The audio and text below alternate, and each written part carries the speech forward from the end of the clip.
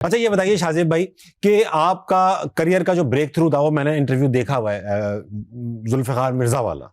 उस जमाने में ऐसा था कि बड़े कम लोग हिम्मत कर पाते थे। ऐसा ही था कि IMQM की प्राइम पे कोई अल्ताफ हुसैन से सख्त सवाल पूछ ले, बिल्कुल ऐसा ही था।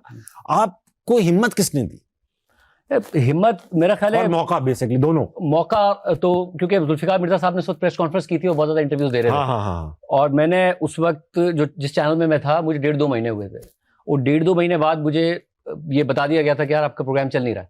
Oh my God. और तो शायद मतलब खत्म हो जाए मामला, शायद मामला आगे नहीं बढ़ेगा। मुझे था कि 1.5-2 महीने तो हुए हैं। हाँ। और 1-2 अच्छे इंटरव्यूज किए भी थे मैंने, बट तो बहुत डिप्रेशन में था मैं। और प्रेशर भी था, प्रेशर बहुत था। ईद की छुट्टियां थी, मैं कराची आया हुआ था और मैंने उनकी प्रेस कॉन्फ्रेंस देख रहा था और देख रहा था कि एंकर्स इतना जब उनसे सवालात कर रहे थे तो ज़ाहिर जुल्फिकार मिर्जा साहब का उस वक्त बहुत कह रहे हैं भरम था बहुत।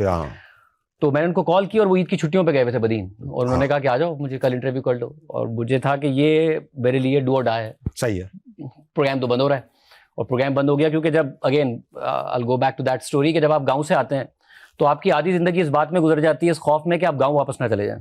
तो आप जो आधी मेहनत कर रहे होते हैं वो जिंदगी में आगे बढ़ने के लिए कर रहे होते हैं, इस तमन्ना के साथ कि आपने आगे बढ़ना है, बट इस खौफ के साथ भी कर रहे होते हैं कि आपको दोबारा गाँव ना जाना पड़े।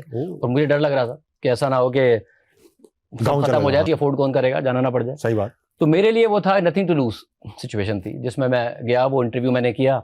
और वो इंटरव्यू के बाद जाहिर है कि अल्लाह ने वो कामयाबी दी कि मुझे उसके बाद ये फिक्र नहीं हुई कभी कि मुझे शायद वापस गाँव ना जाना पड़ जाए। उसके बाद आगे का सोचा। मैंने भी एक ऐसा इंटरव्यू किया था, लाइफ चेंजिंग। मेरा ख्याल है आपका जो मेरा जो जुल्फिकार मिर्जा है वो वैसे ही टर्निंग पॉइंट है जैसा आपका मतीरा है। बेसिक अग्री करता हूं।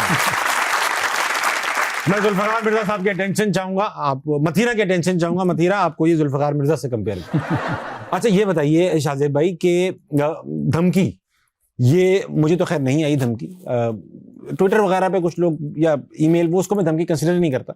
आपको कभी आई है स्ट्रेट अवे कि बेटा बस ले लेंगे आपकी?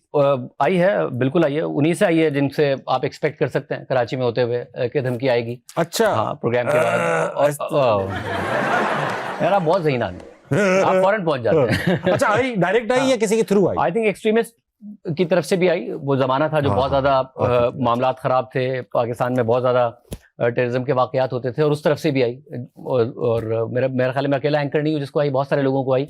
और मगर अब ज़ाहिर वो फिर टाइम गुजर गया, हर मुश्किल टाइम गुजर जाता है, मगर वो काफ़ी मुश्किल टाइम था जिसमें उसमें जब धमकी आपको आती थी तो आपको डर सिर्फ ये नहीं होता था कि जिसने धमकी दी है वो आपके खिलाफ कुछ कर देगा।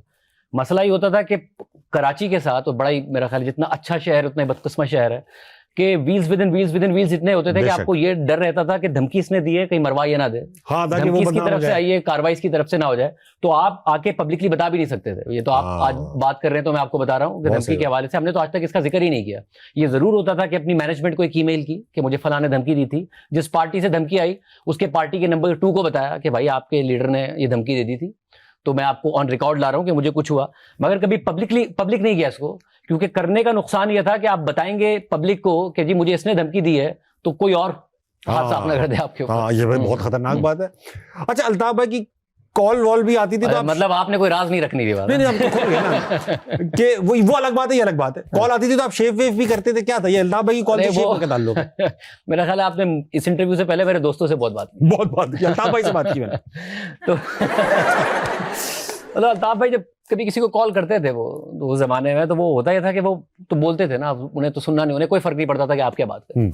तो अल्ताफ भाई को 20-25 मिनट बात करने के बाद और ये शिकायत करने के बाद कि तुमने मेरे खिलाफ ये किया, तुमने मेरे खिलाफ वो किया, तुमने मेरे खिलाफ ये किया, उसके बाद वो 20 मिनट बाद कहते थे कि सुन रहे हो? तो मैं कहता था हाँ जी अल्ताफ भाई सुन रहा हूँ। फिर वो 20 मिनट बोलते, तो उसमें आप शेव बना लें, मतलब ट्रेडमिल कर लेता था, सब कुछ कर लेता था। अल्ताफ भाई बोलते रहते थे। वो 1-1.5 घंटे, उस जमाने में 1 घंटे बाद कॉल डिस्कनेक्ट हो जाती थी, वो दोबारा कॉल कर लेते थे। तो मैं तो ऑफिस आने से लेके जिंदगी के सारे काम कर लेता था। आप आगे रखते थे, 20-22 मिनट बाद होता था उन्हें कि सुन रहे हो आप? जी अल्ताफ भाई सुन रहा हूँ, फिर आप म्यूट कर दें।